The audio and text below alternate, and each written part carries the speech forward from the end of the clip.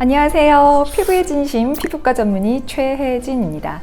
자외선이 본격적으로 강해지는 여름이 됐는데요. 여름에 진해지지 않는 색소는 없지만 특히나 기미가 있으신 분들은 고민이 깊어집니다. 기미는 치료가 잘 되는 것 같다가도 워낙 재발을 잘해서 기미 치료하지 마라, 그냥 두는 게 낫다 라는 말들도 많은데요. 그래서 오늘은 기미 치료에 헛돈 쓰기 전에 집에서 할 수 있는 기미 홈케어 방법에 대해 말씀드릴 테니 영상 끝까지 시청해 주세요. 기미 홈케어 첫 번째는 바로 철저한 자외선 차단입니다.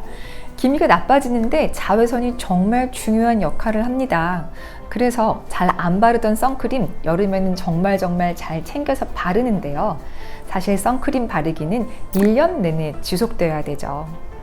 봄볕에 며느리를 내보내고 가을볕에 딸을 내보낸다는 말이 있습니다. 이 속뜻을 알고 보면 굉장히 무시무시한데요.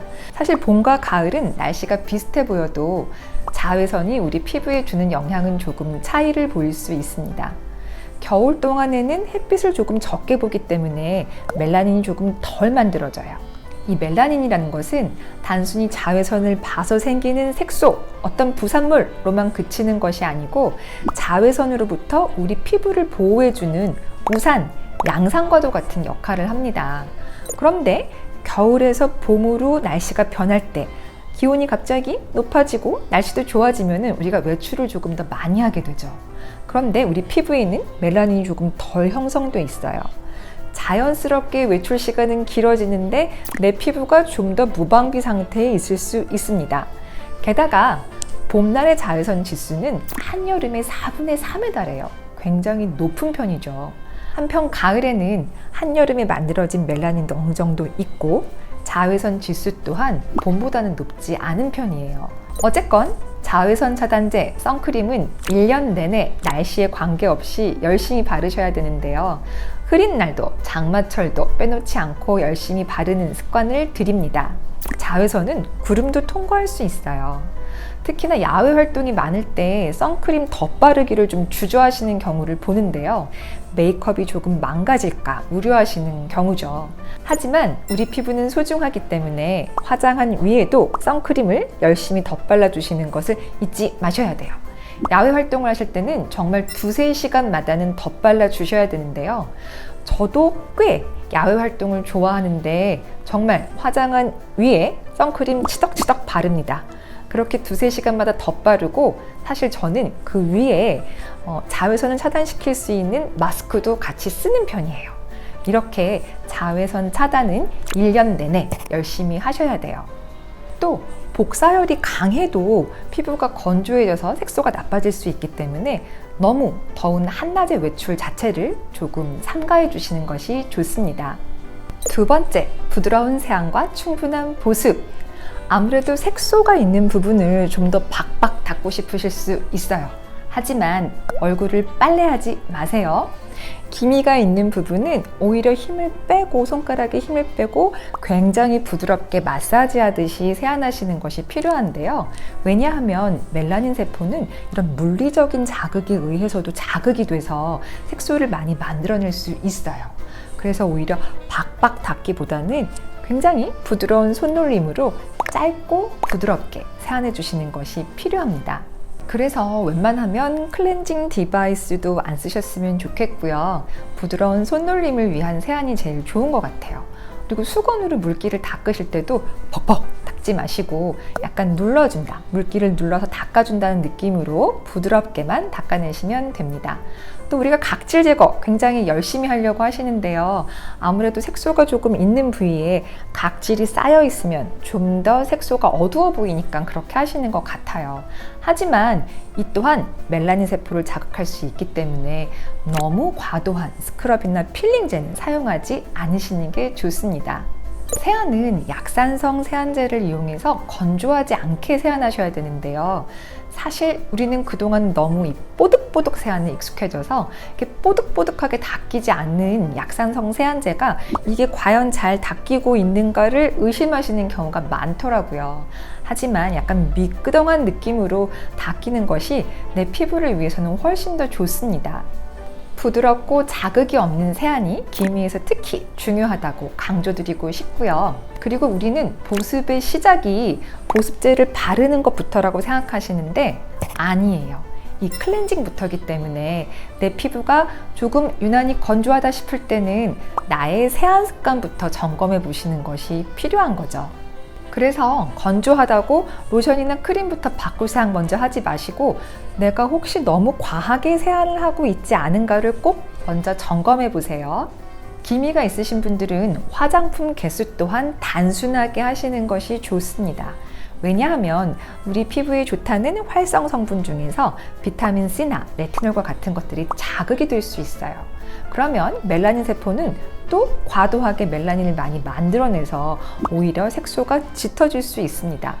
그래서 이런 제품들을 바를 때 화끈거리고 따가운 느낌이 들 수도 있는데 이거를 꾹 참고 계시다가 피부염으로까지 진행을 해서 붉어지고 이 붉어진 게 색소로 그대로 이어지는 경우를 또 많이 봐요.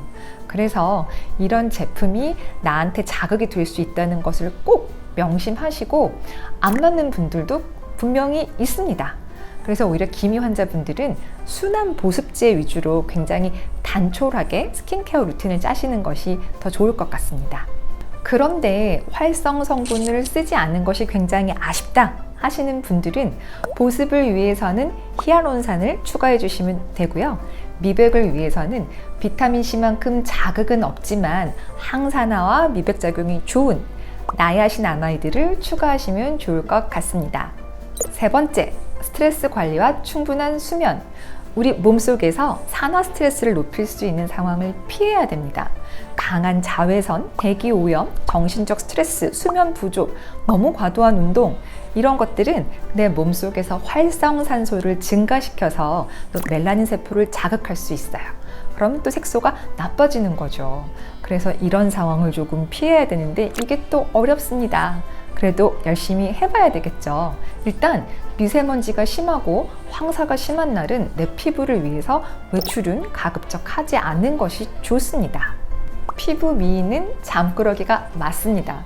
적어도 밤 11시에서 새벽 2시 사이에는 우리가 숙면을 취하고 있어야지 성장 호르몬 영향을 받아서 우리 피부가 낮 동안에 받았던 여러 가지 스트레스 상황으로부터 재생되고 회복될 수 있는 시간을 가질 수 있거든요. 그래서 정말 우리 피부의 재생, 또 이 기미가 나빠지는 것을 막기 위해서는 잘 자려는 노력이 정말 중요해요. 그래서 하루의 시작을 아침에 일어나는 기상시간이라고 보지 마시고 취침 시간, 그것을 디폴트 값이라고 정하시고 어떻게 하면 잘 잘 수 있을까를 생각하셔야 돼요. 도시의 밤은 빛공해가 또 심하죠. 그래서 새어 들어오는 빛을 막기 위해서 암막 커튼도 조금 쳐주고 침실 환경은 서늘하고 조용하게 잘 유지해 주셔야 되시고요. 낮 동안은 몸도 조금 움직여서 밤에는 자려고 누웠는데 말똥말똥하지 않고 조금 피곤해서 잘 수도 있어야 됩니다. 밤늦게까지 야식을 먹거나 핸드폰을 하는 것도 숙면에 방해가 되기 때문에 이런 것들 주의하시고요. 그래서 하루의 시작은 자는 시간이다 라고 생각하시고 내 피부를 위해서 잘 잘 수 있는 노력 꼭 해주세요. 네 번째, 항산화제인 비타민C 먹고 바르기. 피부의 산화 스트레스를 줄여주기 위해서 비타민C를 먹고 바르는 것이 중요한데요. 미백 작용을 보기 위해서 비타민C는 보충제를 이용해서 하루에 1에서 3g 정도는 충분히 먹어주는 것이 필요해요. 그런데 위장이 예민하신 분들은 처음부터 이런 메가도우즈가 힘드실 수 있으니까 차근차근히 용량을 올리시면 됩니다. 바른 화장품에 들어있는 비타민C는 아무래도 미백 작용은 순수 비타민C인 L-아스코빅 애시드로 표기되어 있는 성분일 때가 가장 효과가 좋은데요. 그런데 이 성분은 산도가 조금 낮을 때 흡수가 잘 되기 때문에 제품을 발랐을 때 아 따가워 하실 수 있어요. 특히나 기미 환자분들은 자극이 되시면 안 되잖아요. 그래서 피부가 조금 예민하고 따갑고 자극이 된다 하시는 경우에는 순수 비타민C보다는 비타민C 유도체 성분인 소듐 아스코빌 팔미테이트나 마그네슘 아스코빌 팔미테이트와 같은 이런 유도체 성분이 포함된 제품을 쓰시는 것이 훨씬 자극이 적습니다. 효과는 조금 떨어질 수 있어요.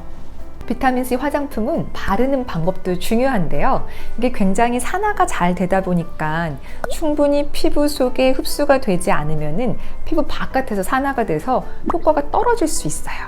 그래서 나는 아침 루틴이 조금 바쁘다, 이걸 충분히 흡수시키고 나가기에는 아침 시간이 조금 타이트하다 하시는 분은 차라리 밤에 바르세요.